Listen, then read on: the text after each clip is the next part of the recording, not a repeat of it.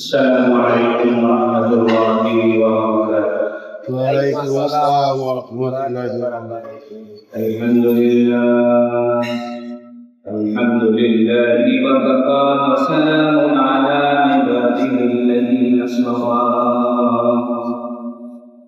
الحمد لله الذي وحده والصلاة والسلام على من لا نبي بعده وبشاره قال جل وعلا إن الله وملائكته يصلون على النبي يا أيها الذين آمنوا صلوا عليه وسلموا تسليما.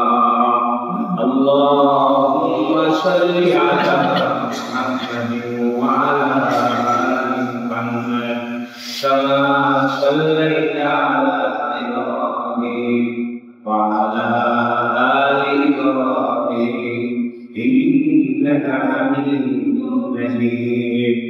اللهم بارك على محمد وعلى آل محمد كما باركت على إبراهيم وعلى آل إبراهيم إنك حميد مجيد. أما بعد، بسم الله الرحمن الرحيم.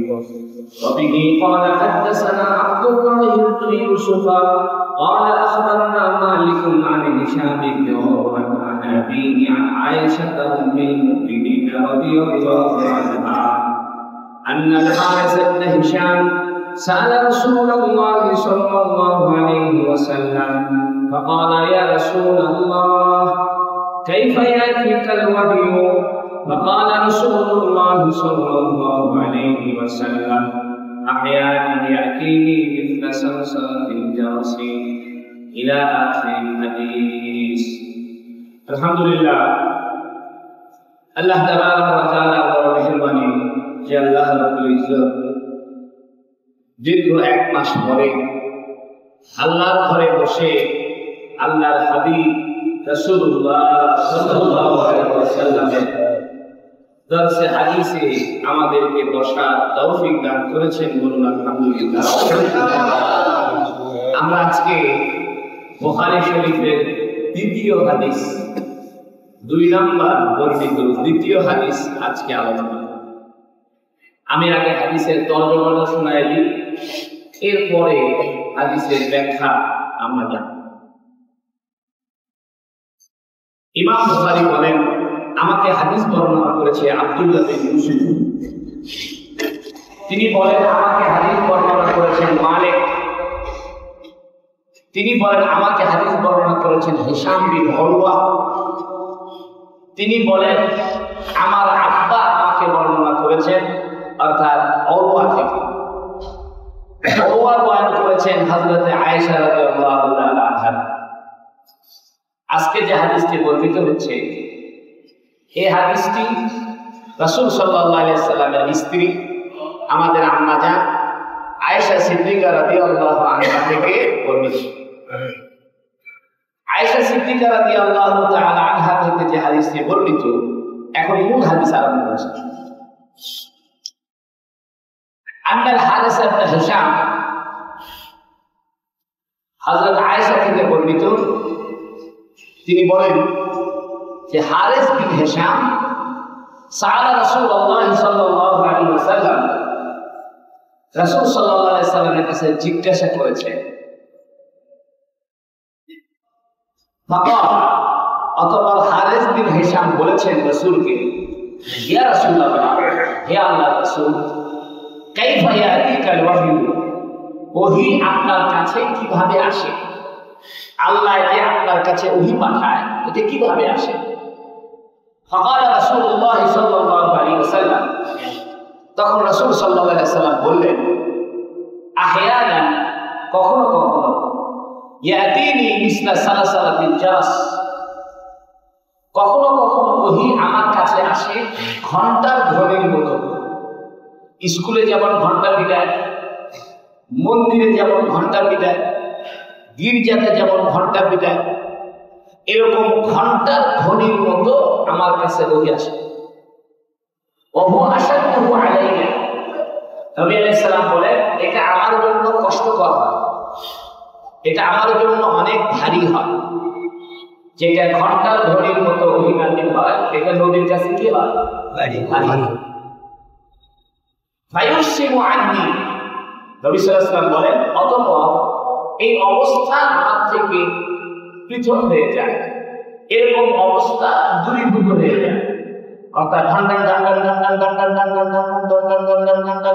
ঘন্টা পিটায় না ছুটির সময়, নবী আলাইহিস সালাম বলছেন এরকম ঘন্টা ধ্বনির মতো আমার কাছে ওহী আসে, অতঃপর এই ঘন্টা ধ্বনির অবস্থাটা এটা শেষ হয়ে যায় বা এটা পৃথক হয়ে যায়। ওয়াকাদ ওয়াইতু আনহু মা ক্বালা, এবং জিবরাইল যা বলে এটা আমি মুখস্থ করে দিই। এটা হলো এক নাম্বার। আপনার নবীর কাছে ওহী আসে এক নম্বরে কি সুরতে, কি অবস্থায়? ঘন্টা ধ্বনির। ও আহয়ানা, নবী সাল্লাল্লাহু বলছেন কখনো কখনো ওহী আসে ইয়াতামাসসালু লিয়াল মালাকু রাজুলান, ফেরেশতা কোন একজন ব্যক্তির আকৃতি ধরে আমার কাছে আসে। অর্থাৎ ফেরেশতাই আসে, কিন্তু ফেরেশতার আসল চেহারায় আসে না, উনি কোন একজন মানুষের আকৃতি ধরে আসে। এখন এই মানুষটাকে ও হাদিসে বর্ণিত আছে কখনো কখনো জিবরিল ফেরেশতা নবীর কাছে যখন ওহী নিয়ে আসতেন, কখনো সরাসরি আসতেন, কখনো মানুষের আকৃতিতে আসতেন। যখন মানুষের আকৃতিতে আসতেন সেটা দাহিয়া কালবির আকৃতিতে আসতেন। সাহাবীর নাম কি? দাহিয়া কালবি। তো নবী বলছেন ফাইকাল্লিমুনি, অতঃপর জিবরাইল আমার সঙ্গে কথা বলে। ফাআইমা ইয়াকুলু, জিবরাইল যা বলে এটা আমি মুখস্থ করে দেব। তাহলে কয়টা অবস্থা গেল? দুইটা। একটা ঘন্টার ধ্বনি আর একটা মানুষের আকৃতিতে কে আসে? ফেরেশতা আসে।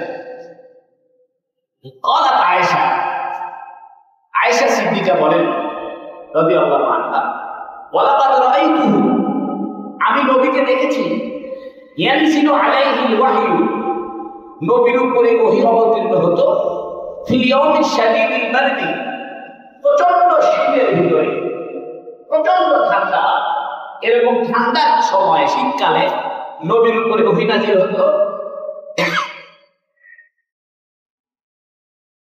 ফায়ুসসামু আনহু, অতঃপর ওহী নাযিল হওয়ার অবস্থা নবীর থেকে পৃথক হয়ে যেত, এই অবস্থা দূরীভূত হয়ে যেত। ওয়া আন্না জাবিনাহু লা ইয়াতাফাসসাদু আরাকান, এবং নবীর কপাল ঘামে ভিজে যেত। সুবহানাল্লাহ। এখান থেকে একটা কথা আপনাদেরকে বলি, মৃত্যুর সময় যাদের কপাল ঘামে তাদের ভাগ্য ভালো। সুবহানাল্লাহ। আপনারা দেখবেন অনেক মানুষ মৃত্যুবরণ করার সময় কি ঘেমে গেছে? কপাল ঘেমে গেছে, অথবা মারা যাওয়ার পরও তার কপাল ঘামতেছে, এটা ভালো লক্ষণ। কারণ নবী আলাইহিস সালামের উপরে যখন ওহী নাযিল হইতো, ওহী নাযিল শেষ হয়ে গেলে নবীর কোন অংশটা ঘেমে যেত? কপাল। তাহলে আমরা এই হাদিসটা শুনলাম, কিন্তু আমরা গত মাসে জেনেছি যে ওহী নাযিল হয় 7 ভাবে। এটা আপনাদের মনে থাকার কথা। জি, গত হাদিসে আমরা আলোচনা করেছিলাম ওহী কয় ভাবে আসে? 7 ভাবে আসে। কিন্তু এই হাদিসের ভিতরে কয় ভাবে উল্লেখ আছে? 2 ভাবে। দুইটা, একটা হলো ঘন্টার ধ্বনি, আর একটা হলো ফেরেশতা মানুষের আকৃতিতে আসে। আরেকটা কথা যেটা বলবো সেটা হলো শীতকালে ওহী নাযিল হইলেও ওহীর প্রভাবে, ওহীর গরমে নবী আলাইহিস সালামের কপাল কি হয়ে যেত? ঘেমে যেত। হাদিস আমাদের শেষ। এখন আমরা এই হাদিসের উপরে চুলচেরা বিশ্লেষণ করবো ইনশাআল্লাহ। যেভাবে আমরা মাদ্রাসায় পড়াই সেভাবে শুনবেন না হালকা হালকা? না না, ওইভাবে শুনবো। মাদ্রাসায় যেভাবে পড়াই সেভাবে শুনবেন ইনশাআল্লাহ। প্রথম প্রশ্ন হলো, হাদিসের ভিতরে আছে উম্মুল মুমিনিন, মুমিনদের মা। আয়েশা তো আমাদের মা না, আমরা কি আয়েশা সিদ্দিকার পেটের থেকে বেশি? যদি মাই হবে তাহলে আয়েশা সিদ্দিকার সঙ্গে তো আমাদের পর্দা করা ফরজ হয় না, মায়ের সাথে কি করতে হয় না? পর্দা করতে হয় না। কিন্তু আয়েশা সিদ্দিকার সঙ্গে সাহাবায়ে কেরাম কি করেছেন? পর্দা করেছেন। মুহাদ্দিসিনে কেরাম প্রথম যে প্রশ্নটা এই হাদিসের উপরে করেছেন সেটি হলো, আমরা যে নবীর স্ত্রীদেরকে উম্মুল মুমিনিন বলি, যে মুমিনদের আম্মা বলি, তা আম্মা কেমনে হয়? মা যিনি হবে তার পেটের থেকে আমি ভূমিষ্ঠ হইলে তার সে আমার মা হবে। আর যদি ভূমিষ্ঠ নাও হই তারপরেও প্রশ্ন থাকে পর্দা কেন করতে হবে? মা যদি হয়, যেমন শাশুড়ি পর্দা করতে হয় না, খালা পর্দা করতে হয় না, ফুফু পর্দা করতে হয় না, কিন্তু মামির সাথে পর্দা করতে হয়। কার সাথে? কারণ মামি হলো বাইরের মহিলা, মামি কিন্তু আমাদের বংশের লোক না, এই জন্য মামির সাথে কি করতে হয়? পর্দা ফরজ। চাচির সাথেও পর্দা করা ফরজ, কারণ চাচি কিন্তু বাইরের লোক, চাচির সঙ্গে বিয়ে করে। চাচি কিন্তু আমাদের বংশের লোক, এই জন্য চাচির সাথে মামির সাথে কি করতে হয়? পর্দা করতে হয়। নবীর স্ত্রীদের সঙ্গে পর্দা করতে হবে, আবার বলতেছেন উনি আমাদের মা। এই হলো প্রথম প্রশ্ন। প্রশ্নটা বুঝছেন আপনি?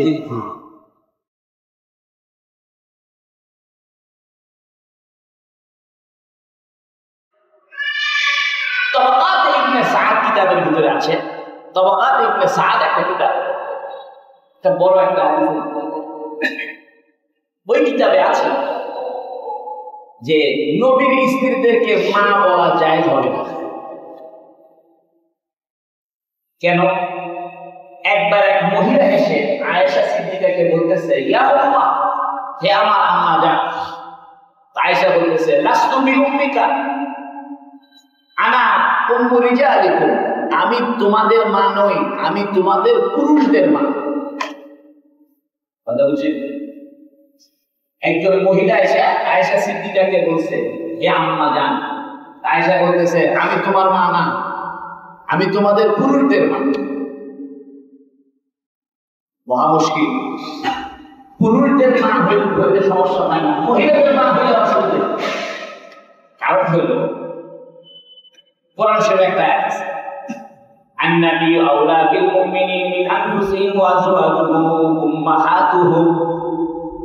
সূরা আহজাবের একটা আয়াত আছে, আন-নাবী আওলা বিল মুমিনিন, নবীগণ মুমিনদের খুব প্রিয়, মিন আনফুসিহিম, নিজেদের জানের চাইতে। নবী মুমিনদের খুব প্রিয়, কার চাইতে? আমরা সবাই নিজেদের জীবনের চাইতে কাকে ভালোবাসি? নবীকে, রাসূল সাল্লাল্লাহু আলাইহি ওয়াসাল্লামকে ভালোবাসি। ওয়া আযওয়াজুহুম উম্মাহাতুহুম, এবং নবীর স্ত্রীগণ পুরুষদের মা। এখানে উম্মাহাতুহুম বলছে। হুম শব্দটা আরবি ভাষায় পুরুষদের জন্য ব্যবহার হয়, আর মহিলাদের জন্য ব্যবহার হয় হুন্না। কি ব্যবহার হয়? হুন্না। হুন্না, হুন্না মানে তারা, আর হুম মানে যেমন হি শি, হি মানে আর শি মানে তার ভিতরে হুম মানে পুরুষ তারা, আর হুন্না মানে মহিলা তারা। আয়েশা সিদ্দিকা কোরআনের উপর খুব আমল করে, কোরআনের খুব পারদর্শী আয়েশা সিদ্দিকা। এই জন্য কোরআন শরীফে যেহেতু আছে উম্মাহাতুহুম, হুম পুরুষের জন্য না মহিলাদের জন্য? এই জন্য উনি বলতেছে, আল্লাহ কোরআন শরীফে বলছে পুরুষদের শব্দ ব্যবহার করছে, অর্থাৎ আমি পুরুষদের মা হব, তোমাদের মা না।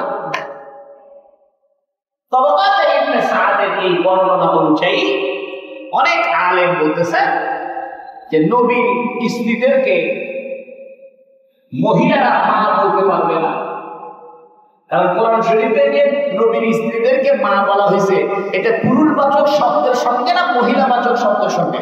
পুরুষবাচক। এটা একটা বক্তব্য গেল। কিন্তু বুখারী শরীফের সবচাইতে বড় ব্যাখ্যাকারী ইবনে হাজার আসকালানী, কি নাম? মানে ইমাম বুখারী কিতাবে যত ব্যাখ্যা গ্রন্থ পৃথিবীতে আছে এর মধ্যে সবচাইতে নির্ভরযোগ্য, গ্রহণযোগ্য, গোটা পৃথিবীতে চলে, আমরা পড়ি, সৌদি আরবের লোকেরা পড়ে, এটা হলো ফাথুল বারী ইবনে হাজার আসকালানীর ব্যাখ্যা আরবি ভাষায়। বাংলাদেশেও এটার দাম 8-10 হাজার টাকা, আরো বেশি। উনি বলতেছেন যে নবীর স্ত্রীদেরকে পুরুষরাও মা বলতে পারবে, মহিলারা মা বলতে পারবে। উনি বলতেছেন আসল কথা হলো পুরুষদের সম্বোধনের মধ্যে মেয়েদের সম্বোধনও অন্তর্ভুক্ত। যেমন আমরা যদি কোন জায়গায় পুরুষও থাকে মহিলাও থাকে, আমরা যদি বলি তোমরা, আর বাংলা ভাষায় আসলে মহিলা পুরুষের আলাদা কি নাই, শব্দ নাই। মানে আরবি ভাষায় যদি পুরুষ আর মহিলা একত্রিত থাকে তাহলে পুরুষের শব্দ ব্যবহার করলে মহিলারাও কি হয়ে যায়, অন্তর্ভুক্ত হয়ে যায়। এই জন্য আল্লামা ইবনে হাজার আসকালানী বলতেছেন আল্লাহ যেহেতু পুরুষবাচক শব্দ ব্যবহার করেছেন, কিন্তু আরবি ভাষার নিয়ম অনুযায়ী পুরুষবাচক শব্দের ভিতরে মহিলারাও কি আছে, অন্তর্ভুক্ত আছে। অতএব মহিলারাও নবীর স্ত্রীদেরকে কি বলতে পারবে, মা বলতে। আরবি ব্যাকরণবিদ অনেকে আছেন, আরবি যারা ব্যাকরণ পারদর্শী তারা অনেকে বলেন যে না, পুরুষবাচক শব্দ ব্যবহার হলে শুধু পুরুষরাই বুঝাবে, মহিলারা অন্তর্ভুক্ত হবে না। এইটা দুইটা মতামত আমরা পেলাম, কিন্তু গ্রহণযোগ্য মতামত আছে। আমি হাদিসের সকল ব্যাখ্যায় আপনাদেরকে বলবো যাতে আপনারা বুঝতে পারেন যে একটা হাদিসের গভীরতা কত। গ্রহণযোগ্য মতামত হলো এটা একটা সম্মানজনক শব্দ। কিরকম শব্দ? সম্মানজনক। এটা সামাজিক একটা শব্দ। যেমন ছোট মেয়েকে আমরা বলি আম্মু, এই আম্মু এদিকে আসো তো, বলিনি? আবার আমরা বয়স্ক মহিলাকে বলি আম্মা এদিকে আসেন তো, বা খালা, ওইদিকে আমার মায়ের বোনকে বলতো। তাহলে সমাজের ভিতরে মহিলাদেরকে সম্মান দেখায় মানুষ কি বলে, মা বলে, কি বলে, আম্মা বলে। এটা সমাজে প্রচলিত। ইসলাম সমাজে যে কথাটা প্রচলিত থাকবে, এটা যতক্ষণ পর্যন্ত কোরআন হাদিসের সাথে দ্বন্দ্ব না হবে ততক্ষণ পর্যন্ত সমাজের প্রচলিত বক্তব্য ইসলাম গ্রহণ করবে। এই জন্য আমরা রিকশাওয়ালাকে বলি চাচা যাবেন কি, বলি না? অনেকে বলে মামা, রিকশাওয়ালা কি বলে, কি মামা হয়নি? মামা বলতেছে সম্মান দেখায়, চাচা বলতেছে সম্মান দেখায়। অতএব নবীর স্ত্রীদেরকে সম্মানজনক ভাবে সম্মান দেখাতে গিয়ে আমরা কি বলতে পারবো, মা বলতে। এখন পর্দা করতে হচ্ছে কেন? ওই যে এটা সম্মানজনক মা, অরিজিনাল মা। তাই একটা প্রশ্ন হতে পারে নবীর স্ত্রীদেরকে তাহলে আমরা বিয়ে করতে পারলাম না কেন? কারণ নবীর ইন্তেকালের পরে উনি নবীর স্ত্রীরা যদি আমাদের মা নাই হয়, অরিজিনাল মা না হয়, তাহলে সাহাবীরা কি করার দরকার ছিল, বিয়ে করার দরকার ছিল। কিন্তু আল্লাহ কোরআন শরীফে আয়াতের দ্বারা নবীর ইন্তেকালের পরে নবীর স্ত্রীদেরকে আর কারো সঙ্গে বিয়ে বসার অনুমতি হারাম করে দিয়েছে, সম্মানের কারণে। কিসের কারণে? আল্লাহ যেহেতু সম্মানের কারণে নবীর স্ত্রীদেরকে নবীর ইন্তেকালের পরে অন্য কোন পুরুষের সঙ্গে বিবাহ হারাম করেছেন, তাহলে বোঝা গেল মাই তো, মায়ের সঙ্গে তো কি করা যায় না, বিয়ে করা যায় না। তাহলে নবীর স্ত্রীদেরকে যদি বিয়ে করা যাবে না, তাহলে মায়ের একটা কি আছে, অবস্থা আছে। এই জন্য সমস্ত মুহাদ্দিসিনে কেরাম মতামত দিয়েছে যে নবীর স্ত্রীদেরকে মা বলে ডাকা যায়। আচ্ছা, নবীর স্ত্রীদেরকে মা বলবেন, তাহলে নবীকে আব্বা বলে। যেমন আবুল মুমিনিন, মুমিনদের আব্বা। আমরা নবীর স্ত্রীদেরকে উম্মুল মুমিনিন বলতেছি বা উম্মাহাতুল মুমিনিন বলতেছি, মুমিনদের আব্বা বলতেছি। তো নবীকে মুমিনদের আব্বা তো কেউ বলে না। কথা বলছেন? নবীর স্ত্রীদেরকে যদি মুমিনদের আম্মা বলা যায় তাহলে নবীকেও এই কথা বলা যায় হবে, মুমিনদের আব্বা বাবা। কিন্তু কোরআন হাদিসে কোথাও তো নবীকে আবুল মুমিনিন, মুমিনদের আব্বা বলা যায় নি। এই ব্যাপারে বক্তব্য হলো আবু ইসহাক ইসফারাইনি একজন বাবা আলেম, আবু ইসহাক ইসফারাইনি উনি বলেন এটা জায়েজ নেই। তবে হুয়া কাবিনা, তিনি আমাদের আব্বার মতো, এটা বলা যায়। খেয়াল করেন, নবীদেরকে এই কথা বলতে পারবেন না যে নবীরা মুমিনদের আব্বা, তা বলতে পারবেন, কিন্তু এখন এটা বলতে পারবেন যে নবীগণ মুমিনদের বাবার মতো। কিসের মতো? বাবার মতো। বাবার মতো। এই যে আব্বা বলতে পারবেন না, দলিল নবীর স্ত্রীদেরকে আম্মা বলা যায় হচ্ছে, তো নবীকে মুমিনদের আব্বা বলা যায় হচ্ছে না কেন? এটার একটা দলিল আছে, কোরআন শরীফে আছে, মা কানা মুহাম্মাদুন আবা আহাদিন মিন রিজালিকুম, মুহাম্মদ সাল্লাল্লাহু আলাইহি ওয়াসাল্লাম তোমাদের প্রাপ্তবয়স্ক কোন পুরুষের পিতা না। এটা একটা কারণ আছে, ঘুমায় না। হুজুর সাল্লাল্লাহু আলাইহি ওয়াসাল্লামের কোন প্রাপ্তবয়স্ক যুবক পুত্র ছিল না। নবীর কোন তিনজন পুত্র ছিল, ইব্রাহিম, তাহের, আব্দুল্লাহ। এই তিন পুত্রই ছোটবেলায় কি হয়ে গেছে? মারা গেছে। পরবর্তীতে নবী একটা পালিত সন্তান দিয়েছিল, তার নাম যায়েদ। তো মানুষ বলতো মুহাম্মদ আবু যায়েদ, যায়েদের বাপ। তখন আল্লাহ কোরআন শরীফে বলতেছে যে মুহাম্মদকে কারো বাপ করে ডাকো না। এর দ্বারা বোঝা যায় পালিত সন্তানের পিতাকে পিতা বলে ডাকা যায় না। আমাদের দেশে সব হাজার হাজার একটা মানুষ একটা সন্তানকে পালতে নেয়, নিয়ে স্কুলের খাতায় ভোটার কার্ডে অরিজিনাল বাপের নাম বাদ দিয়ে পালিত বাপের নাম দিচ্ছে। এটা কি নাই যায়? বরং পালিত পুত্র সঙ্গে যাকে সে মা বলে ডাকতেছে, পালিত মা, তার সঙ্গে পর্দা করা খরচ। আবার আপনি একটা মেয়েকে পাইতে নিছেন, ওই মেয়ে যুবতী হয়ে গেলে আপনার সঙ্গে পর্দা করা খরচ। বুদ্ধি কি? বুদ্ধি হলো দুধ খাওয়াই দিতে হবে। যদি আপনার স্ত্রীর দুধ ওই ছোট বাচ্চাকে খাওয়াই দেন, তখন দুধ সম্মান দেয়, দুধ মা হয়ে গেল।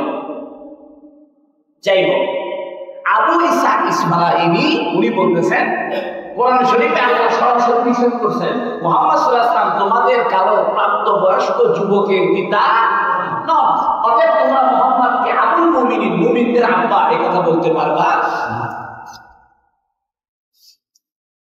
তবে অধিকাংশ আলেমরা বলতেছে কোন সমাজে যদি সম্মানজনক ভাবে কাউকে আব্বা বলার প্রচলন থাকে, কিভাবে সম্মান দেখানোর জন্য কাউকে আব্বা বলার প্রচলন থাকে, তাহলে তাকে সেই সমাজে বা সেই দৃষ্টিতে নবীকে মুমিনদের আব্বা বলা যেতে পারে। কারণ নবী আলাইহিস সালাম আমাদের রুহানি পিতা। এটার একটা দলিল আছে, আদম আলাইহিস সালামকে বলা হয় আবুল বাশার। আবুল বাশার মানে মানুষের পিতা, প্রথম বাপ। তা আদম আলাইহিস সালামকে যদি আব্বা বলা যায়, তাহলে মুহাম্মদ সাল্লাল্লাহু আলাইহি ওয়াসাল্লামকে কি বলা যাবে? আব্বা বলা যাবে। তবে অধিকাংশ আলেমদের কথা হলো, যেহেতু সাহাবায়ে কেরাম কেউ নবীকে কখনো আব্বা বলে সম্বোধন করে নাই, তাবেঈরাও নবীকে আব্বা বলে সম্বোধন করে নাই, তাবেঈরা আব্বা বলে সম্বোধন করে নাই, অতএব আমাদেরও উচিত হবে নবীকে মুহাম্মদুর রাসূলুল্লাহ বলে সম্বোধন করা, আমাদের আব্বা বলে সম্বোধন না করা। এখন কথা হলো, শ্বশুরকে আমরা আব্বা বলতেছি, কারণ শ্বশুর তো আমার বইয়ের বাপ। আমার বইয়ের যদি বাপ হয়, আমারও কি হবে? বাপই হবে।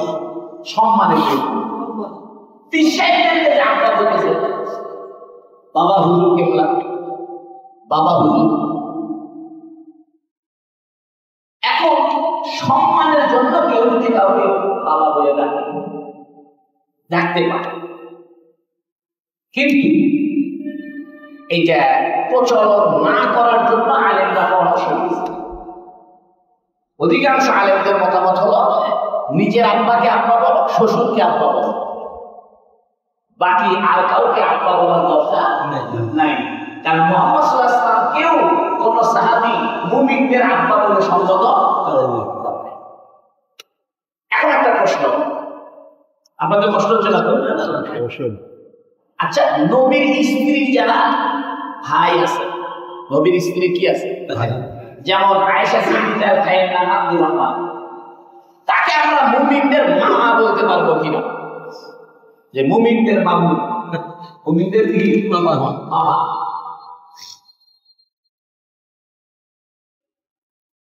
তো এভাবে বলতে মুহাদ্দিসিনরা নিষেধ করেছে, কারণ নবীর স্ত্রীদের ভাইদের সঙ্গে বিয়ে বসা যায় না।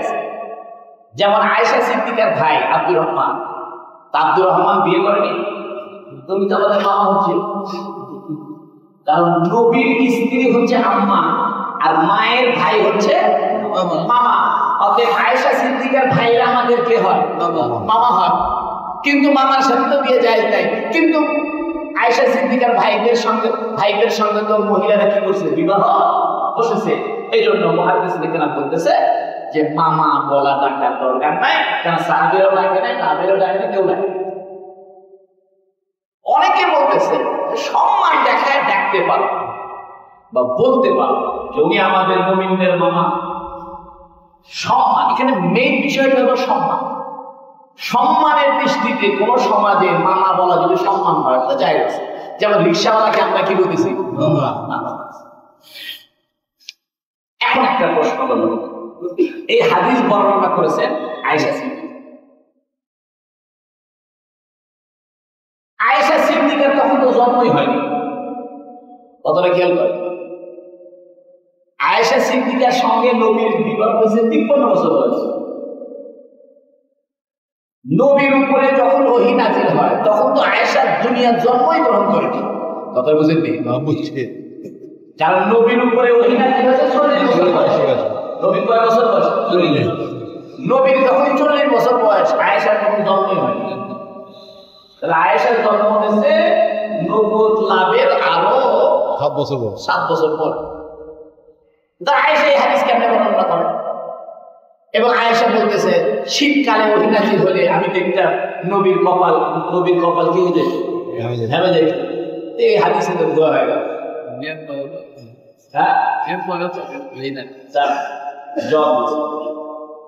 এই জবাবটা আমি পরে বলতেছি। এর জবাবের আগে অন্য একটা কথা আলোচনা শেষ করি, সেটা হলো আয়েশা সিদ্দিকা উত্তম না খাদিজা উত্তম? আমাদের সমাজে অনেকে প্রশ্ন করে যে নবীর স্ত্রীদের মধ্যে আয়েশা সবচেয়ে বেশি উত্তম না খাদিজাতুল কুবরা বেশি উত্তম? কার দাম বেশি? তবে এরা সবাই বলছে সবচেয়ে উত্তম স্ত্রীকে খাদিজা।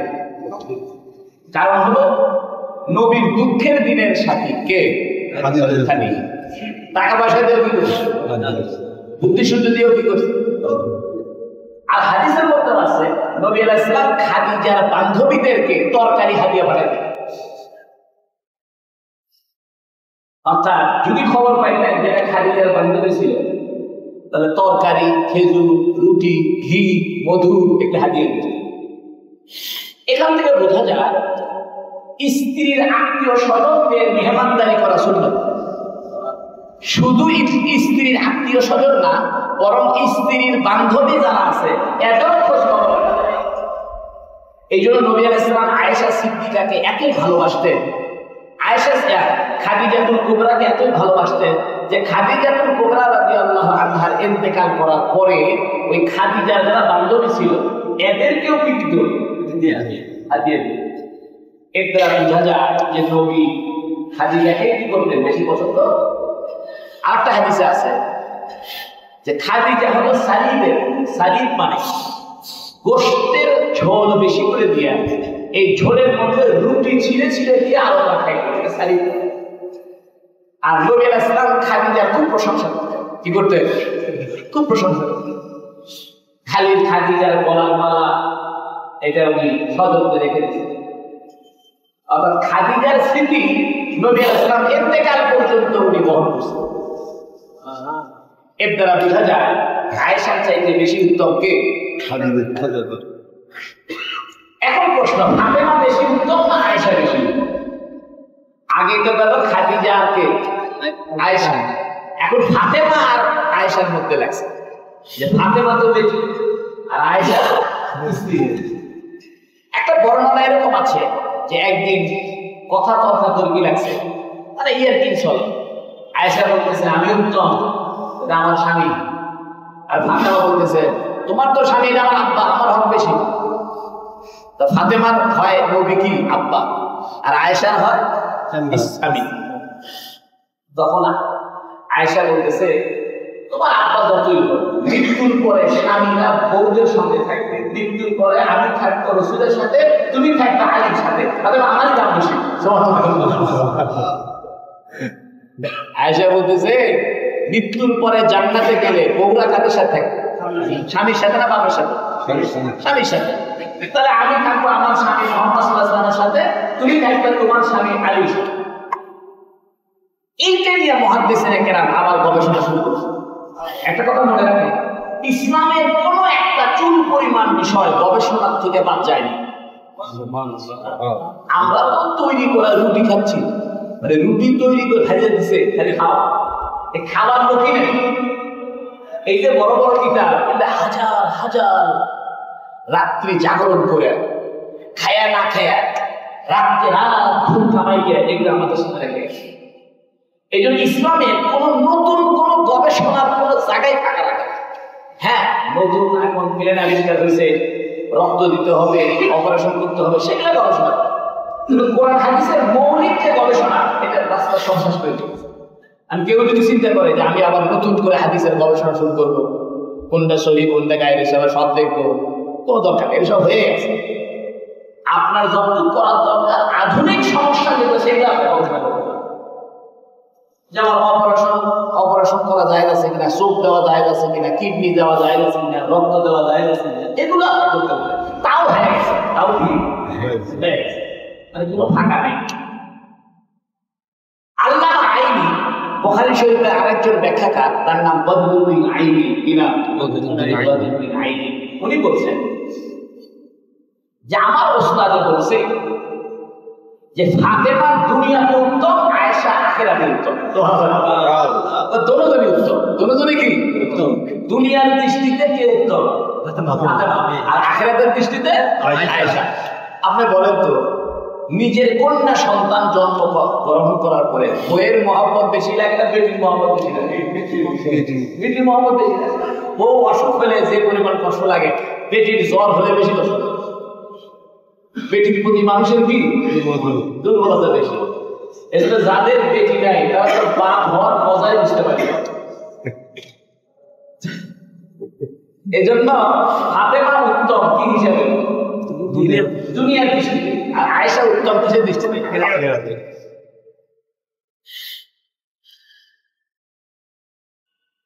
একটা ছোট্ট ঘটনা বলে শেষ করি। আমি 1992 সালে ঢাকা বিশ্ববিদ্যালয়ে টিএসসি, ওইখানে সাহিত্য চর্চার কেন্দ্র আছে, ছাত্র শিক্ষক কেন্দ্র টিএসসি। ওইখানে বাংলা সাহিত্য, কবিতা এগুলো সেখানে বিশ্ববিদ্যালয়ের আন্ডারে। আমি ওইখানে ভর্তি হয়েছিলাম। তো ভর্তি হওয়ার সময় প্রায় 700-750 ছাত্রছাত্রী পরীক্ষা দিয়েছে। ইডেনের মেয়েরা পরীক্ষা দিচ্ছে, জগন্নাথের ছেলেমেয়েরা, ঢাকা বিশ্ববিদ্যালয়ের ছেলেমেয়েরা এরাও পরীক্ষা দিচ্ছে। পরীক্ষা দিচ্ছে কয়জন? 750। আমি সেকেন্ড হয়েছি। তো ভাইবা বোর্ডে আমার তো দাঁড়িয়ে আছে, অল্প অল্প দাঁড়িয়ে। আমার প্রশ্ন করছে রবীন্দ্রনাথ উত্তম না নজরুল উত্তম? কথা বুঝছেন? যেহেতু আমি দাঁড়িয়ে আল্লাহ নামাজ পড়ি, হুজুর মানুষ, এই জন্য আমাকে চিন্তা করছে যে নজরুল তো একটু ইসলামী ভাবধারা আছে, রবীন্দ্রনাথ হিন্দু, নজরুল মুসলমান। এমন একটা প্রশ্ন হুজুরকে পাওয়া যাতে হুজুর আঁকেন। এই জন্য আমাকে প্রশ্ন করছে নজরুল উত্তম না রবীন্দ্রনাথ উত্তম? আমি তো বুঝে গেছি, আমি যদি নজরুল উত্তম করি তাহলে এরা অপছন্দ, মানে এদের কাছে উত্তম কে? রবীন্দ্রনাথ। আবার যদি রবীন্দ্রনাথ করি তাহলে জাতীয় কবির মানিজ্য চলে যায়, ঠিক না? এখন আমি খুব ভাবলে বললাম স্যার স্পিরিট এই প্রশ্নটা একটু হয়েছে।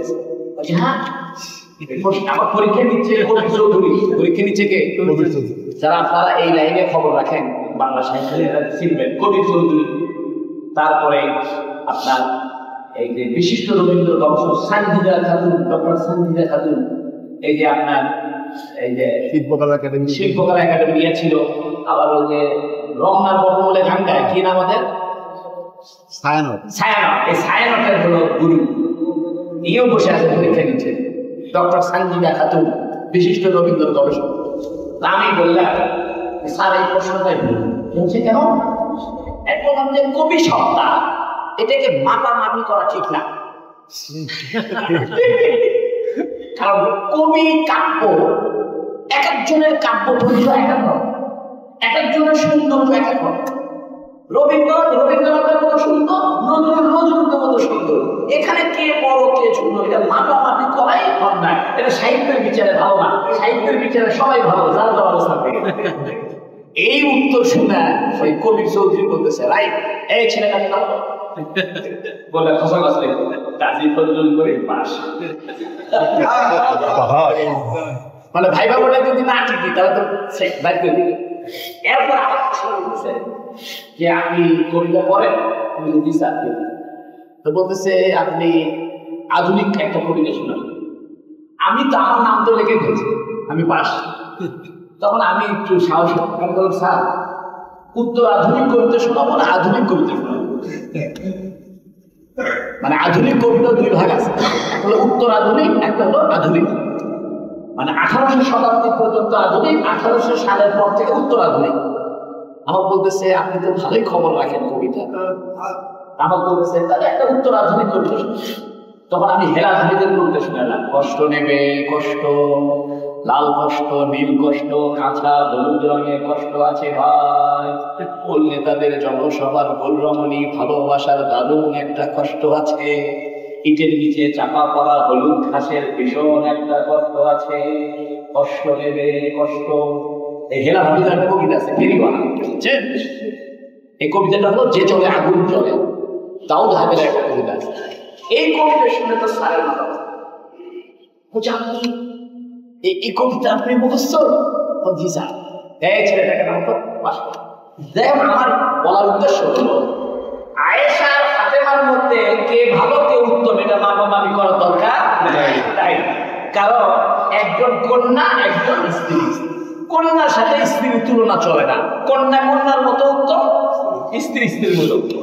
আমরা বলতে পারি সব কন্যাদের মধ্যে সবচেয়ে প্রিয় কন্যাকে ফাতেমা। ফাতেমা সবার বড় না ছোট? ছোট। ছোট। ফাতেমা সবার কি ছোট? ছোট। তো ছোট বেটি বেশি ভালোবাসবে না? তাহলে এই প্রশ্নই করার দরকার নাই যে ফাতেমা উত্তম না আয়েশা উত্তম, খাদিজা উত্তম না এটা উত্তম। বলতে হবে যার যার অবস্থান থেকে সবাই কি উত্তম।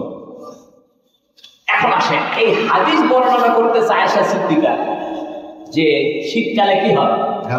ঘামে যায়। আবার ফেরেশতা মানুষের আকৃতিতে আসে, সন্তান ধরির মতো আসে। তো ওহী নাযিল হইছে তো মক্কা থেকে 40 বছর বয়স থেকে। তখন তো খাদিজার জন্মই হয়, খাদিজা এটা জানবে আয়েশা। তাহলে এই হাদিসটা সহিহ না হওয়ার কথা, অথচ বুখারী শরীফে আছে। কথা বুঝেনি কথা?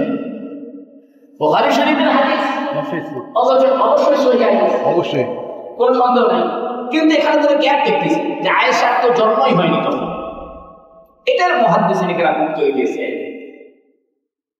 যে আয়েশা সিদ্দিকা যে বলতেছে হারিস বিন হিশাম থেকে। কার থেকে? হারিস বিন হিশাম। অর্থাৎ হারিস বিন হিশাম রাসূল সাল্লাল্লাহু আলাইহি ওয়াসাল্লামের কাছে মদিনায় যাওয়ার পরে প্রশ্ন করছে, ইয়া রাসূলুল্লাহ আপনার উপরে কেমনে ওহী নাযিল হচ্ছে? তখন রাসূল উত্তর দিছে, উত্তর দেওয়ার সময় আয়েশা পর্দার আড়াল থেকে শুনছে, শুনে বয়ান করছে। এর দ্বারা বোঝা যায় কোন হাদিস বর্ণনাকারী ওস্তাদের চেহারা না দেখলেও পর্দার আড়াল থেকে শুনলেও কি করতে পারবে? বর্ণনা করতে পারবে। তাহলে আর ঝামেলা থাকে। আমাদের তো সনদের আলোচনা করতে হবে যে রাসূলের সাথে আমাদের হাদিসের বর্ণনাকারীদের কানেকশন থাকতে হবে। আয়েশার জন্মই হয়নি, তাহলে নবীর সাথে তো কানেকশন হচ্ছে। তা আমরা উত্তর দিচ্ছি হারিস বিন হিশাম নবীকে জিজ্ঞেস করছে, ইয়া রাসূলুল্লাহ আপনার উপরে ওহী কেমনে আসে? তখন কে বসেছিল? আয়েশা সিদ্দিকার পাশে বসেছিল পর্দার আড়ালে। তো নবীর উত্তরটা আয়েশা সিদ্দিকা শুনছে। এই শোনার ভিত্তিতে আয়েশা হাদিসে কি করেছে বলেন না?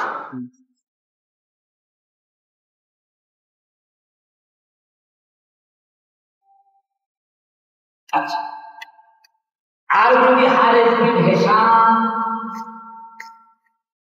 বর্ণনা করে আয়েশা সিদ্দিকা না জানেই বলতেছে, তাহলে এটাকে এই হাদিসটাকে মুরসাল বলতে হবে। মুরসাল মুরসাল মানে যে হাদিসের বর্ণনার মাঝে কোনো সাহাবীর নাম বাদ করছে, যে হাদিসের বর্ণনাকারীদের মাঝে কোনো সাহাবীর নাম বাদ করছে, তাহলে অবশ্যই বলতে হবে যে আয়েশা সিদ্দিকা অন্য একজন সাহাবীর থেকে বলে শুনে কি করছে।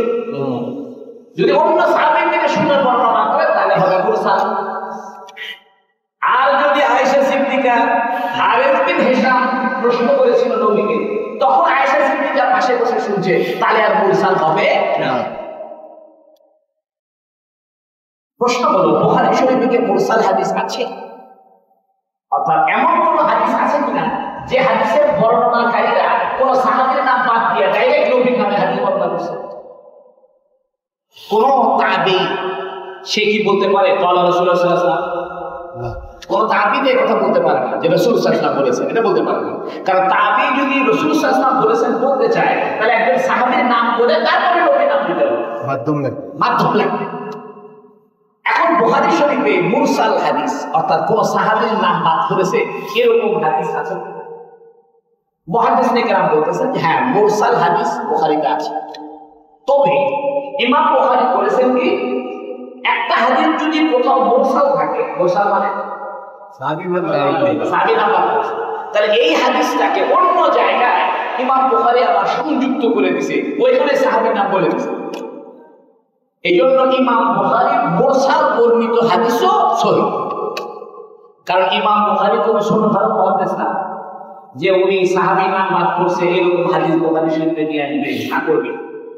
এই হাদিস যদি মুরসাল হয় অর্থাৎ সাহাবীর নাম বাদ করেও যায়, তাহলে ইমাম বুখারী বলেছে কি, তার এই কিতাবের অন্য কোনো জায়গায় এই হাদিসের সনদটাকে সাহাবীর নাম উল্লেখ করে সংযুক্ত করে দিয়েছে।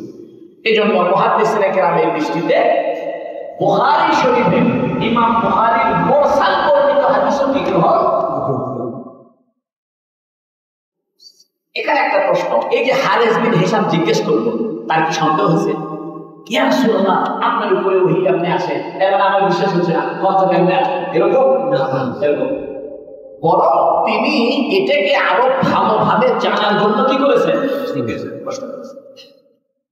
এখন প্রশ্ন হলো,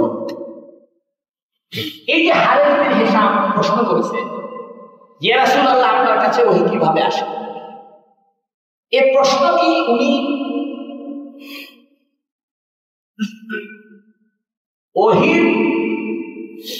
ওহী সম্পর্কে প্রশ্ন করেছে, না ওহী যিনি নিয়ে আসেন তার সম্পর্কে প্রশ্ন করেছে? কথাটা খেয়াল করো, একটা হলো ওহীর অবস্থা, আর একটা হলো ওহী নিয়ে আসে কে, জিবরাইল। এই যে ঘন্টার ধ্বনির আওয়াজ, এটা কি ওহীর আওয়াজ, ওহীর অবস্থার আওয়াজ, নাকি জিবরাইলের আওয়াজ? এটা লেখছে কেসা, এটা লেখছে মানে প্রশ্ন। আমরা বলবো প্রশ্ন দুটেই সহি, অর্থাৎ এখানে হারিস বিন হিশাম প্রশ্ন করার পরে নবী ইসলাম দুটো উত্তর দিয়েছে। সেটা হলো, একটা উত্তর দিয়েছে ওহী আসে ঘন্টা ধ্বনির মতো, আর একটা উত্তর দিয়েছে যে ফেরেশতা কার মতো আসে, মানুষের মতো আসে। তাহলে একটা প্রশ্ন ছিল ডাইরেক্ট ওহী সম্পর্কে প্রশ্ন, যে ওহীর অবস্থা কি। আর একটা যদি আমরা প্রশ্ন ধরি যে ওহীর অবস্থা না, বরং যিনি ওহী বহন করে আনছেন তার অবস্থা কি, দুইটা উত্তর এখানে আছে। একটা হলো ওহীর অবস্থা, অর্থাৎ ওহী যখন নাজিল হয় তখন আওয়াজ, এটা হলো ওহীর অবস্থা। আর ফেরেশতা মানুষের আকৃতিতে আসছে, এটা কার অবস্থা, ফেরেশতার অবস্থা, অর্থাৎ ওহী বহনকারীর অবস্থা। তাহলে এই হাদিসের মধ্যে আমরা দুইটা অবস্থা পাই, একটা ওহীর অবস্থা আর একটা হলো ওহী বহনকারীর অবস্থা। ওহী বহনকারীকে জিবরাইল। এই জিবরাইলের অবস্থা হলো, জিবরাইল মাঝে মাঝে নিজের আকৃতিতে না এসে কার আকৃতিতে আসে, আর ঘন্টার ঘন্টা করে যে ঘন্টার আওয়াজ হয়, এই আওয়াজ থেকে ফেরেশতার না ওহী। আচ্ছা, এখন আসে এই ঘন্টার ধ্বনি, এটা আসলে কিসের আওয়াজ? এটা কি ওহীর আওয়াজ না কিসের আওয়াজটা কেমন? এটার উত্তর দিয়েছে মুহাদ্দিসিনে কেরাম। এক নাম্বার, কেউ বলেছেন এটা ফেরেশতার আওয়াজ, অর্থাৎ ফেরেশতা যখন চলে যায় তখন এরকম আওয়াজ হয়, ফেরেশতার আওয়াজ। কেউ বলতেছে যে জিবরাইলের সাথে আরো ফেরেশতা আসে দল বেঁধে, জিবরাইল একা আসে, জিবরাইলের সাথে আরো ফেরেশতা আসে। এই সমস্ত ফেরেশতা যখন আসে তখন এরকম একটা ভান্ডার কি হয় আওয়াজ। তাহলে এক নাম্বার ছিল ফেরেশতা, আর এটা ছিল সব ফেরেশতা একসাথে আসার কারণে আওয়াজ। 3 নম্বর কেউ বলে যে জিবরাইলের আওয়াজ, অর্থাৎ জিবরাইলের আওয়াজ, যেমন ফ্যানের একটা আওয়াজ হচ্ছে না, আওয়াজ হচ্ছে না ফ্যানের, জিবরাইলের একটা আওয়াজ বের হয় তার ভিতর থেকে। 4 নম্বর কেউ বলতেছে এটা নবীর শরীরের ভিতর থেকে আওয়াজটা বের হয়, যেমন টেলিফোনের আওয়াজ হয় না, এর মানে কি? এর মানে ফোন আসছে, তাড়াতাড়ি ফোনটা ধরো।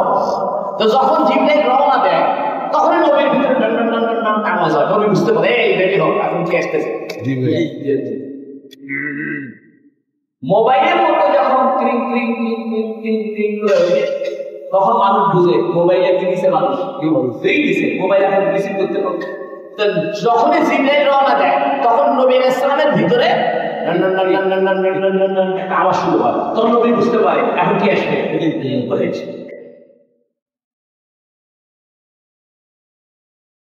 এই আওয়াজটা যখন শুরু হয় তখন নবী নিজেকে কন্ট্রোল করে দেন, দুনিয়াবি সব ঠান্ডা বন্ধ করে দেয়, কাজকাম বন্ধ করে দেয়, কথাবার্তা বন্ধ করে দেয় এবং চিন্তা শক্তিকে সব দিক থেকে বন্ধ করে দিয়ে শুধু আল্লাহর দিকে চিন্তা একত্রিত করে। এই আওয়াজটা হওয়ার সাথে সাথে কেউ বলছে যে এটা ফেরেশতাদের অরিজিনাল আওয়াজ, অর্থাৎ ফেরেশতাদের অরিজিনাল আওয়াজ। আল্লামা শাহ ওলিউল্লাহ মুহাদ্দিস দেহলভী রাহমাতুল্লাহ আলাইহি, উনি একজন বড় মুহাদ্দিস, যিনি উপমহাদেশে বুখারী শরীফ প্রথমে আনছেন। উনি বলতেছেন এই ঘন্টার ধ্বনির দ্বারা নবী আলাইহিস সালামের অনুভূতিকে রহিত করা। যেমন যদি হকের করার ইনজেকশন দেয় তাহলে আপনার শরীর কি হয়ে যাবে, অবশ্যই দিলে লাগবে না। এখন জিবরাইল যখন ওহী নিয়ে আসবে নবীর উপর তো কষ্ট হবে, নবীর উপরে জিবরাইল আর জিবরাইল নূরের তৈরি, সে যখন আসে আল্লাহর কালাম নাযিল করে কওলান সাকিলা কোরআন শরীফ আছে, এই কোরআন শরীফ কি ভারী জিনিস। লাউ আনজালনা হাযাল কুরআনা আলা জাবাল, এই কোরআন যদি আমি পাহাড়ে নাযিল করতাম দেখতাম পাহাড় থেকে টুকরো টুকরো হয়ে যেত। এই কোরআন নবীর উপরে নাযিল হচ্ছে, নবুয়ত করে দাও কথা। তো মুহাদ্দিস কেন বলতেছেন নবীর ভিতরে একটা আওয়াজ হয়, আওয়াজ হওয়ার দ্বারা উনার জাগতিক অনুভূতি, রক্তবস্ত চামড়ার হাড্ডির দেহের যে অনুভূতি এটাকে স্টপ করে দাও, স্টপ করে দিয়ে উনার শরীরের ভিতরে নূরানি অনুভূতি আছে, নূরের যে শক্তি আছে এই শক্তিকে জাগ্রত করে। এই জন্য ওহী নাযিল হলেও তিনি আর কি পান না, কষ্ট পান না। আচ্ছা, কথা শেষ। তাহলে আমরা বুঝলাম এটা ফেরেশতাদের আওয়াজ হতে পারে, জিবরাইলের সঙ্গে যারা আসে তাদের আওয়াজ হতে পারে, জিবরাইলের আওয়াজ হতে পারে। তবে আমার কাছে সবচেয়ে ভালো লাগে এটা, সেটা হলো রান্নার আওয়াজ হবে, তো নবী আসলে বুঝতে পারে কি আসবে, জিবরাইল আসবে। তখন তিনি অ্যালার্ট হয়ে যায়, কথাবার্তা অফ করে দেয় এবং তখন ওনার শারীরিক অনুভূতি নষ্ট হয়ে যায় আর অন্তরের অনুভূতি জাগ্রত।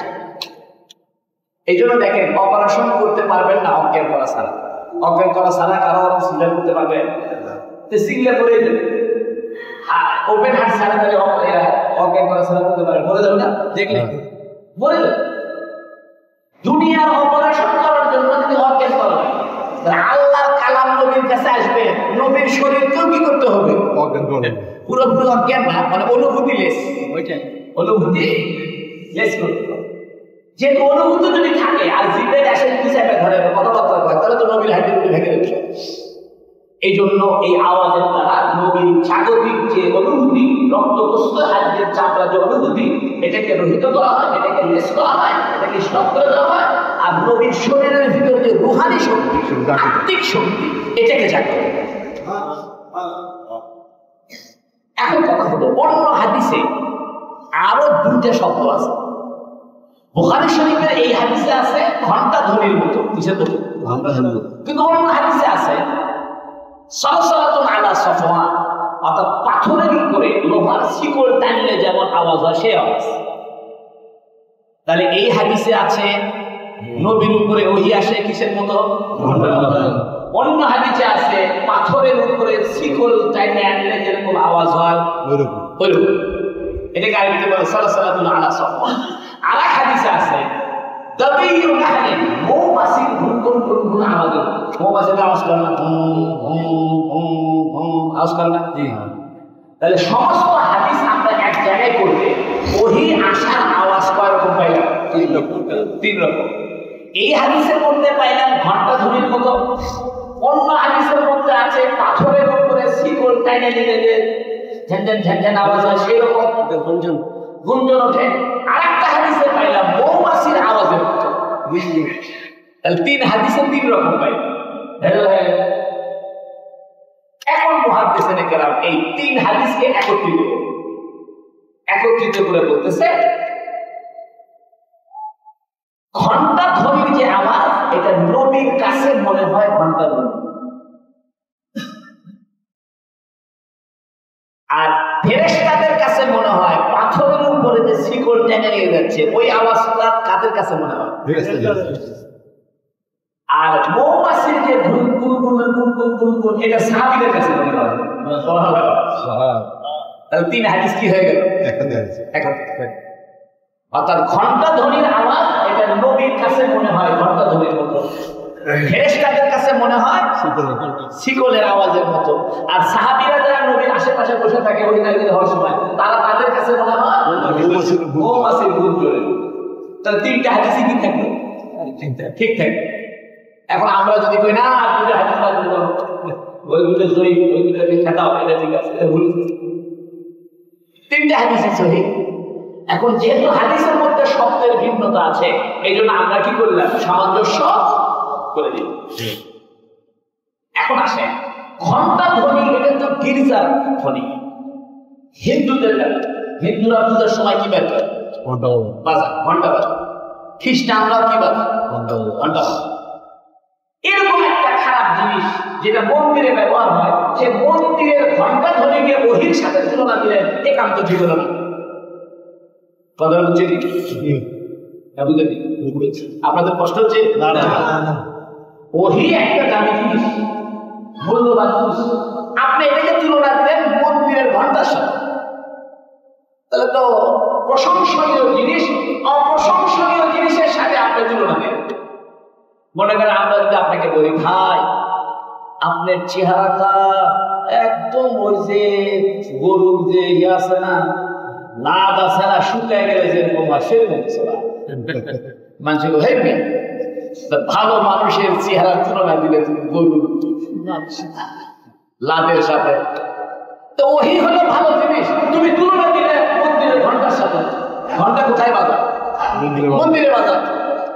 এই কাজটা ঠিক হলো না। এটার জবাব দিচ্ছে আসলে আরবের লোকেরা উটের গলার মধ্যে ঘন্টা বাজায়, ঘন্টা বেঁধে দিত। উট যখন রাতের বেলা চলতো তখন এরা হুদি গান গাইতো। কি গান? হুদি। একটা গানের নাম হুদি। যেমন আমাদের হাকিয়ালি গান, ওকে চলো চিলমারি হাঁকায়, একটা গান আছে না? হ্যাঁ, এটা হলো ওই কুড়িং গ্রামের মানুষ যখন গরুর গাড়ি চালাইতো এই গান গায়ে গেছে। তা আরবের লোকেরাও যখন উট চালায় এরাও একটা গান গায়ে গেছে। কথা বুঝছেন? এগুলা গান কিতাবে বর্ণিত আছে। উটের গলার মধ্যে একটা ঘন্টা বাজাইতো। উট যখন চলতো Tom Tom Tom Tom Tom Tom আওয়াজ হতো। মানুষ বুঝতো ওই রাস্তা দিয়ে কি যাচ্ছে, উট যাচ্ছে। নবী আলাইহিস সালাম উটের গলার মধ্যে ঘন্টা বাঁধতে নিষেধ করলেন। নবী বললেন তোমরা যদি উটের গলায় ঘন্টা বাঁধো 70 টের পেয়ে যাবে, নতুন রাস্তা পেয়ে যাবে। এই জন্য যুদ্ধে যাওয়ার সময়, জিহাদে যাওয়ার সময় নবী আলাইহিস সালাম বলে দিলেন যে সমস্ত উটে করে তোমরা জিহাদে যাইবে ওই উটের গলার মধ্যে কি বাঁধবে না, অথবা তোমরা যখন এমনিও যাও তাও ঘন্টা বাঁধিয়ে নাও, কারণ ঘন্টা বাঁধলে ডাকাত টের পাবে, আশেপাশে যদি ডাকাত থাকে ডাকাতরা বুঝতে পারবে কে যাচ্ছে। তাহলে ঘন্টা ধ্বনির যে অপ্রশংসা, এটা আসলে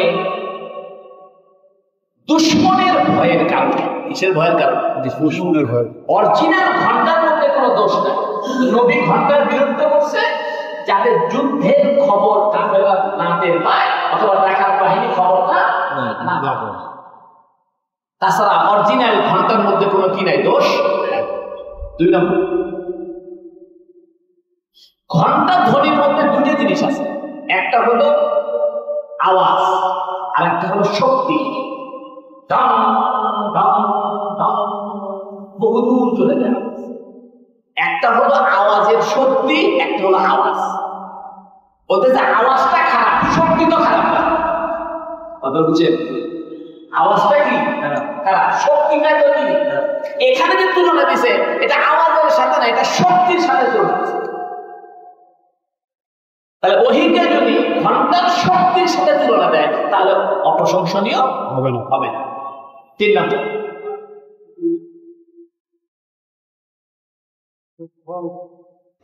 প্রশংসনীয় জিনিসকে যদি অপ্রশংসনীয় জিনিসের সাথে তুলনা দেয়, আর তুলনা দেওয়ার মধ্যে যদি যাকে তুলনা দিচ্ছে সেটা প্রকাশ্য থাকে, তাহলে এটা দূষণীয় হয় না সব ক্ষেত্রে। যেমন আমরা বলি বাঘের বাচ্চা, আপনি গভীরভাবে চিন্তা করেন তো, বাঘের বাচ্চা হওয়ার রাস্তা ভালো লাগে, আপনার তো মানুষের বাচ্চা। আচ্ছা, আপনার বাপ একজন মানুষ, মা একজন মানুষ, তাদের বিয়ে শাদী হয়েছে, বাঘের তো বিয়ে শাদী হয়নি।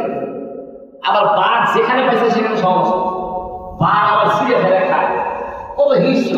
তারপরেও মানুষকে বাঘের বাচ্চা বললে খুশি হয় না বেজার হয়? কেন খুশি হয়? সাহসী।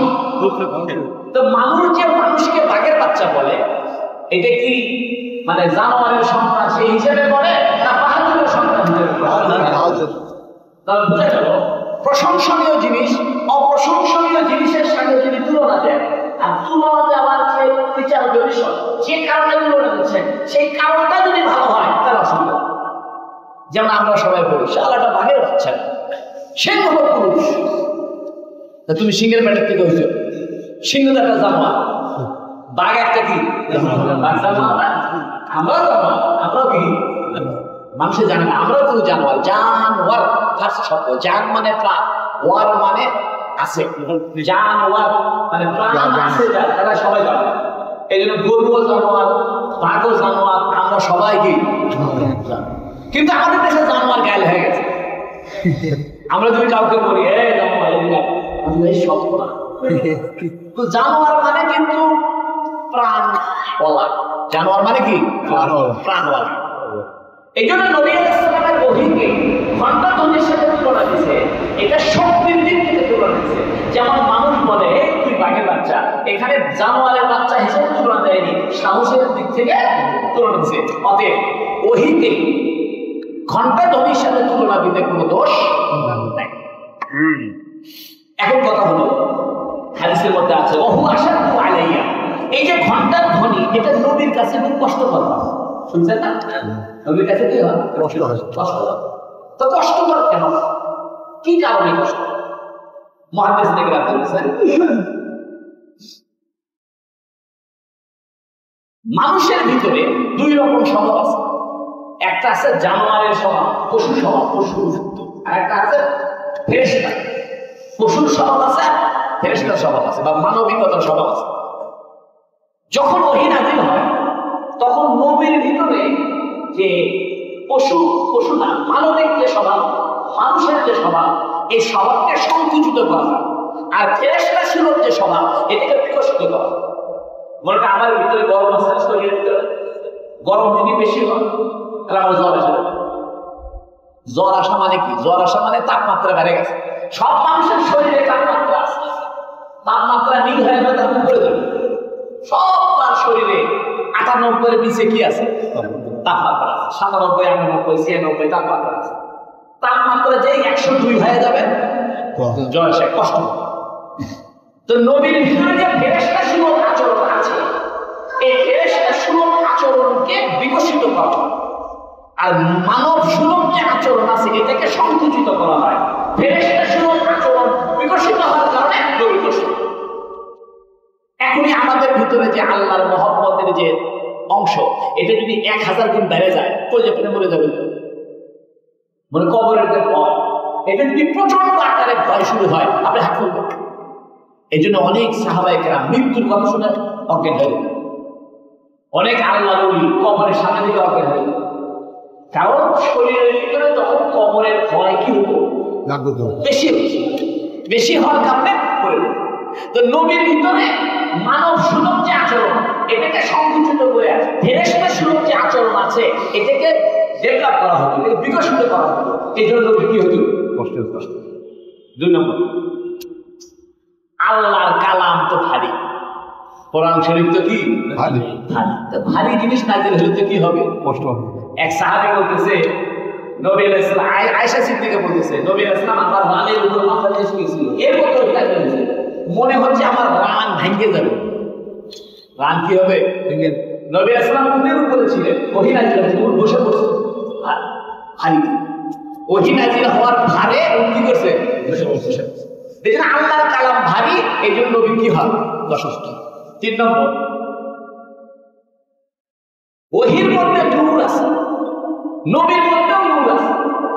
নূরে নূরে যখন মিলে যায় তখন নূরের পার্সেন্টেজ বেড়ে যায়, আর নূরের পার্সেন্টেজ বেড়ে গেলে নবী কি কষ্ট। আচ্ছা এখন শোনেন,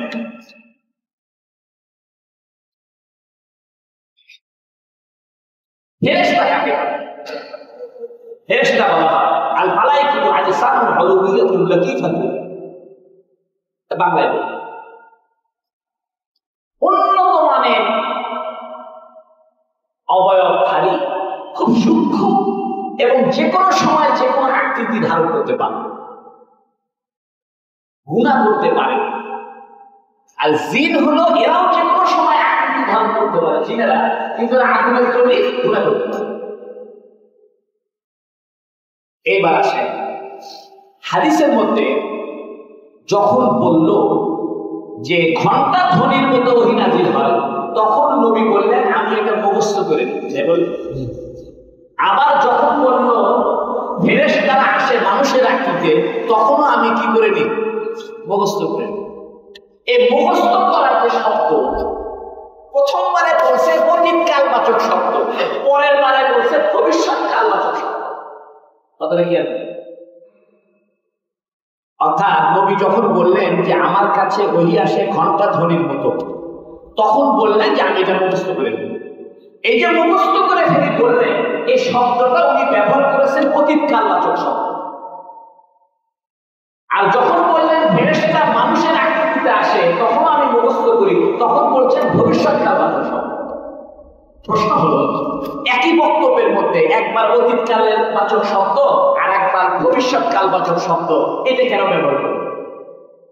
আপনারা মনে করেন আমরা হুজুররা মনে খালি সারাদিন বসে থাকতে পারি, পাবলিক মনে করে যে হাদিস পড়ানো সহজ, বাংলা একটা পরিচালক হতে কিনে আনবো, পরে বাংলাদেশ পরে উত্তর দিব, আলে আলেমরা হাদিস ওয়ালা। আলে হাদিস মানে কি, হাদিস ওয়ালা মানে আমার কোনো হুজুরের দরকার নেই, আমি বাংলা বুখারী শরীফ নিয়ে এসে আমি বলবো। একটা হাদিসের ব্যাখ্যা বাংলায় পাওয়া একটা সম্ভব কঠিন। একই হাদিসের মধ্যে নবী একবার ব্যবহার করলেন অতীতকালের শব্দ, আর একবার ব্যবহার করলেন ভবিষ্যৎকাল। কেন? মুহাদ্দিস লিখে বলতেছেন যে এর উদ্দেশ্য হলো যখন ওহী নাজিল হয় তখনই মুখস্থ হয়ে যায়, ভবিষ্যতে আমি ভুলি না। এই জন্য একবার অতীতকালের শব্দ, একবার ভবিষ্যৎকালের শব্দ। অর্থাৎ নবী একই বাক্যের মধ্যে একবার ব্যবহার করছে অতীতকালবাচক শব্দ, একবার ব্যবহার করছে ভবিষ্যৎ। মানে নবী বুঝাইতে চায় ওহী নাজিল হওয়া মাত্রই আমার মুখস্থ হয়ে যায়, আর ভবিষ্যতে আমি কি করি না, ভুলি। ভবিষ্যতে কি করি না, ভুলি না। এই জন্য নবী একবার অতীতকালের শব্দ, একবার। এখন কথা হলো ওহী নাজিল হয় 7 ভাবে। কয় ভাবে? 7 ভাবে। এখানে 2 ভাবের কথা আছে। এটা মুহাদ্দিসরা জবাব দিচ্ছে যে অধিকাংশ সময় এই 2 ভাবে নাজিল হয়।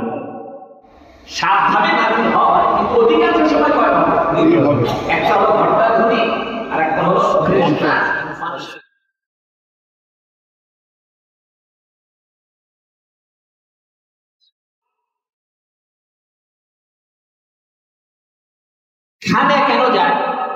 ওই যে খানে গায় আজান কয়টা? 7:15 না? আচ্ছা জায়গা মতো আসে। ওই যে কপাল খানে যায়, খানে যাওয়ার কারণ হলো জিব্রাইল নূর, ওহীও নূর, নবীর ভিতরেও ঈমানের নূর আছে, তিনও নূর এক জায়গা হয়ে গরম হয়ে গেল।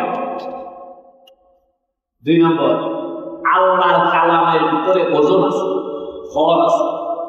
এই আল্লাহর কালামের ওজনে নবী খানে। অন্য হাদিসে আছে, ওই যে বলছে খাদিজা আমাকে চাদর দিয়ে ঢেকে দাও, চাদর দিয়ে ঢেকে দাও, বলছে না?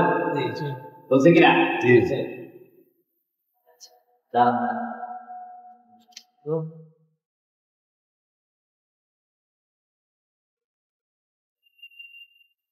আচ্ছা, এই যে বলতেছে যে আয়েশা আমাকে চাদর দিয়ে ঢেকে দাও, চাদর দিয়ে ঢেকে দাও, কেন বলতেছে? ওই যে খাইতে গেছে, ঘামের পরে বাতাস লাগছে, ঘামের পরে বাতাস লাগলে কি লাগে? ঠান্ডা লাগে। এই জন্য নবী এসে বলতেছে আমাকে কি করো।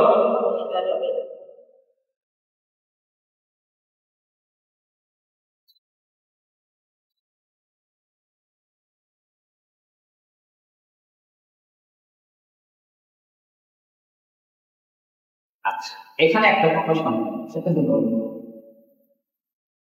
হযরতে আয়েশা সিদ্দিকা রাদিয়াল্লাহু তাআলা আনহা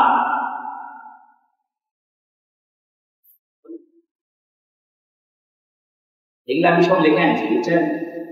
লিখে না আসলে সব ভুলে যাবো।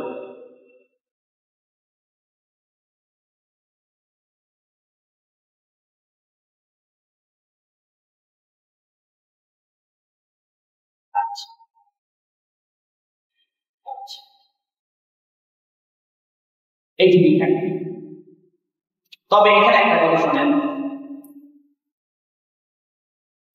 বুখারী শরীফের একটা নিয়ম হলো, যদি কোন সনদের মধ্যে, সনদ বলেন তো, সনদ মানে ধারাবাহিক সূত্র, এই ধারাবাহিক সূত্রের মধ্যে যদি তালিক হয়, তালিক মানে সনদ ছাড়া কোনো বক্তব্য আসে, তাহলে সেটাই ওয়াও ব্যবহার হবে। কি ব্যবহার হবে? ওয়াও ব্যবহার হবে।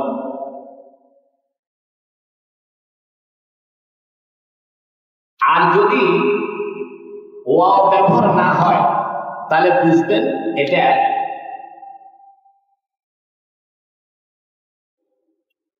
যেখানে ওয়াও থাকবে, যদি কেউ বলে ওয়াকালা আয়েশা, এবং আয়েশা বলেছে, এই হাদিস তো বলছে হারিস বিন হিশাম, যদি এরকম থাকতো এবং আয়েশা বলেছেন, তাহলে বোঝা যেত যে এটা ভিন্ন সনদের হাদিস এখানে যুক্ত হয়েছে। আর যদি ওয়াও না থাকে, মানে এবং নাই, কোন কথা এবং ছাড়া ডাইরেক্ট বলেছে, তাহলে বুঝবেন এই কথাটা এই হাদিসের সাথে কি যুক্ত। এখানে যে আয়েশা সিদ্দিকার বক্তব্য আছে, এখানে ওয়াও নাই, কি নাই? ওয়াও নাই।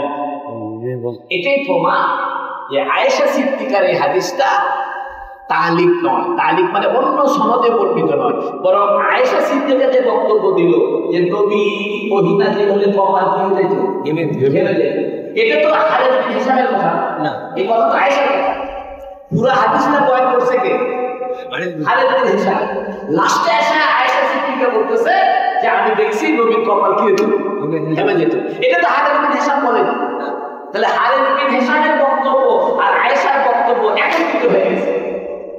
এখন আমাদের প্রশ্ন হলো যে হারিস বিন হিশামের বক্তব্য তো এই সনদে পাইলাম, অর্থাৎ ইমাম বুখারী ওস্তাদ আব্দুল্লাহ বিন ইউসুফ, তার ওস্তাদ মালিক, তার ওস্তাদ হিশাম বিন উরওয়া, তার ওস্তাদ ওরওয়া, তার ওস্তাদ আয়েশা, তার ওস্তাদ হারিস বিন হিশাম, এই সিলসিলা পাইলাম। তা আয়েশা যে বলতেছে কপাল ঘেমে যায়, এটার সিলসিলা কই? বুঝলি? আয়েশা সিদ্দিকা যে বললেন যে নবীর কপাল ঘেমে যায়, এটার সনদ আমরা বলবো যে আগের সনদটাই আয়েশা সিদ্দিকার সনদ একই, কারণ এখানে ওয়াও নাই, কি নেই? যদি ওয়াও থাকতো তাহলে বুঝতাম এটা ভিন্ন বক্তব্য এই হাদিসের সাথে কি হয়েছে, যুক্ত হয়েছে। যেহেতু এখানে ওয়াও নাই, তাহলে আমরা বলবো যে হারিস বিন হিশামের বক্তব্য আর আয়েশা সিদ্দিকার বক্তব্য, দুটো বক্তব্যের সূত্র একটাই। আল্লাহ পাক আমাদের সবাইকে তৌফিক দান করুন আমিন আজান দিলে কয়টা